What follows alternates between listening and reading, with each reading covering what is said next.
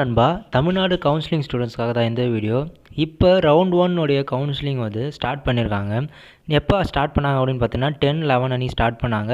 But அதில் நீங்கள் choice ஃபில்லாம் போட்டிருப்பீங்க, அன்லாக் பண்ண முடியும்னு சொல்லியிருந்தாங்க, அன்லாக்கும் பண்ணி போட்டிங்க.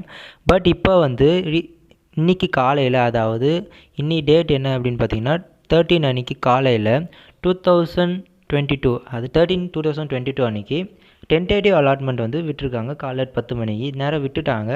உங்களுக்கு அதை பற்றி எதனா டவுட்ஸ் இருந்தால் கேளுங்க. உங்களுக்கு அதில் எந்த விதமான டவுட்ஸ் இருந்தாலும் கீழே நீங்கள் கமெண்ட் பண்ணுங்கள். நானும் அதுக்காக உங்களுக்கு வந்து எக்ஸ்பிளைன் பண்ணுறேன் டீட்டெயிலாகவே. பட் நீங்கள் எந்த காலேஜ் உங்களுக்கு கிடச்சிருக்குன்றது கீழே கமெண்ட் பண்ணுங்கள். நானும் தெரிஞ்சு எங்களுக்கும் கொஞ்சம் ஹாப்பியாக இருக்கும் நீங்கள் அந்த நியூஸ் தெரிஞ்சதுன்னா.